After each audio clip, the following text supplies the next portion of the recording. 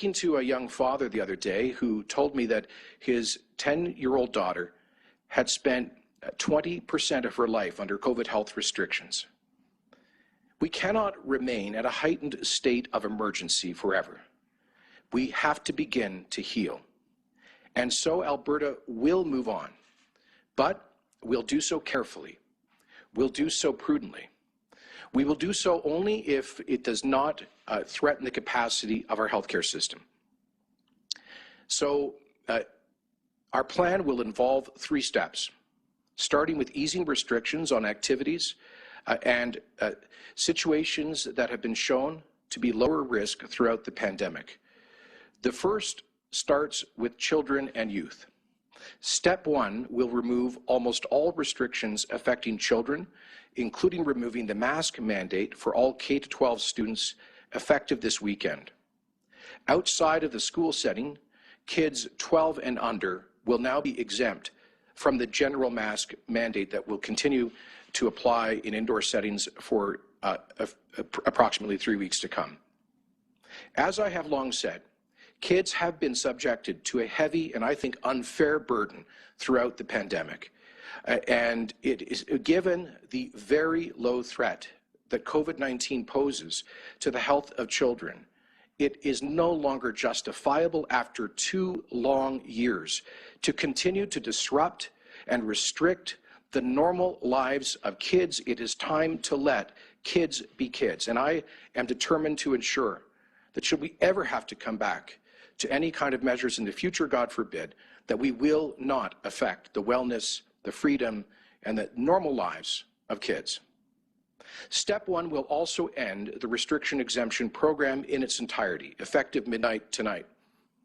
I want to just say this about the restriction exemption program. We brought this in September when our healthcare capacity was under very severe stress, particularly in intensive care. And at the time, we saw that 90% of our new ICU admissions were amongst unvaccinated people, and the province was generally under-vaccinated relative to the rest of Canada.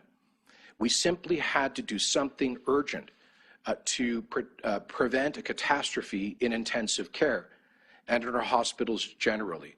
And we had to do something to get our vaccine rates up. And so we chose a measure that avoided shutting down businesses and places of worship, but allowed us to reduce transmission while also seeing a significant increase in vaccinations. We went from about 75% vaccination rate to now 90% on first dose, and we went from 68% to 87% second dose coverage. That has made a huge difference. It has saved many lives and programs like their proof of vaccination programs. That's exactly what we're doing with this decision.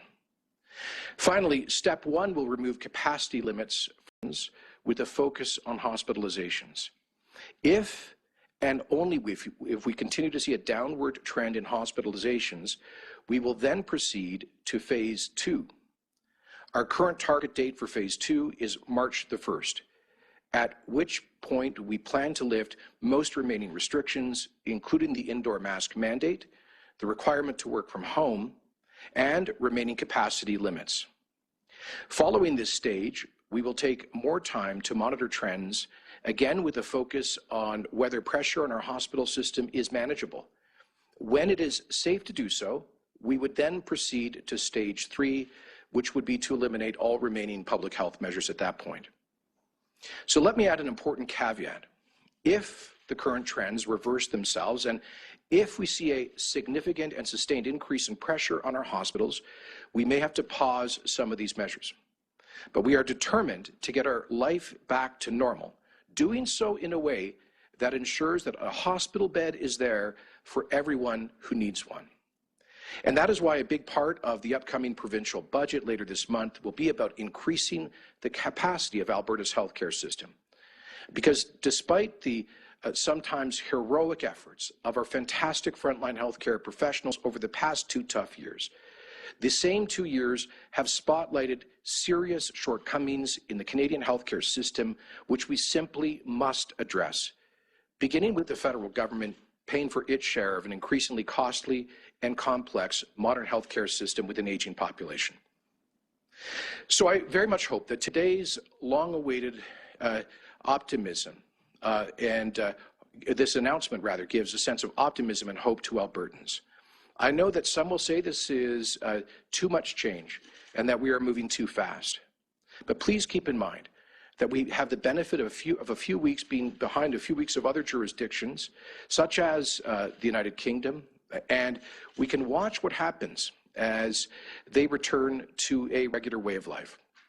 For example, in Britain, most restrictions have been dropped as the Omicron wave has subsided, and aside from masking in high-risk settings such as acute care and mandatory isolation for people with COVID, there are no other countrywide mandates in Britain. Cases and hospitalizations for COVID are continuing to drop there, and in all the other countries I mentioned that have lifted measures with the exception of Denmark.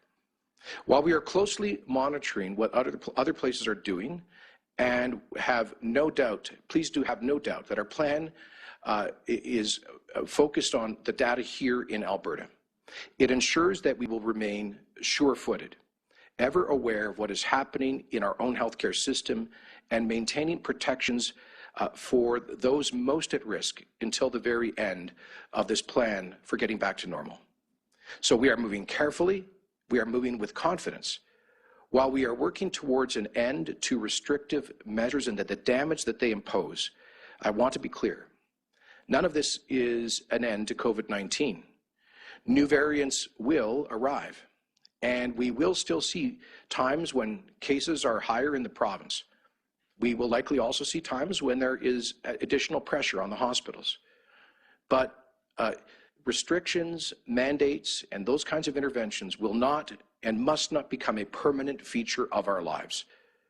With widespread uptake of the vaccines, as I say, close to 87% fully vaccinated with 2 doses, and nearly 1.5 million Albertans with having received their 3rd shot, we are well positioned to live with this virus as we do with many other infectious diseases. The vaccines are doing what we've always said they would do, to protect us from severe illness and outcomes. The numbers don't lie.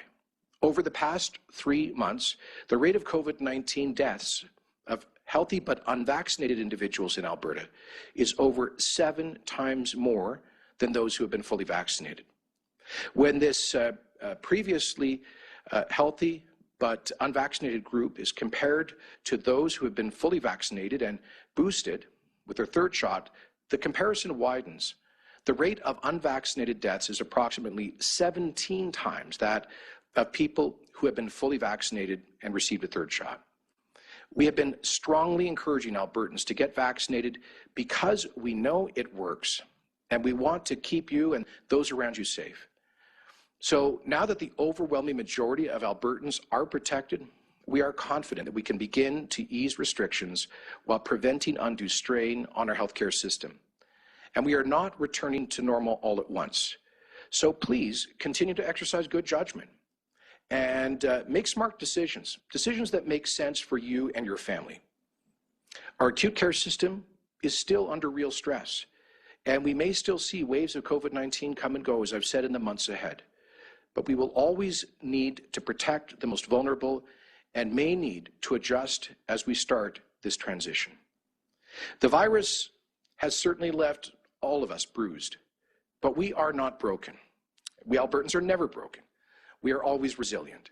It is time to call on that resilience as we move in the path to recovery. It is time to remove these restrictive and damaging health measures. It's time for us to learn to live with COVID as best we can. Thank you, and I'll now invite Minister Copping to provide more details.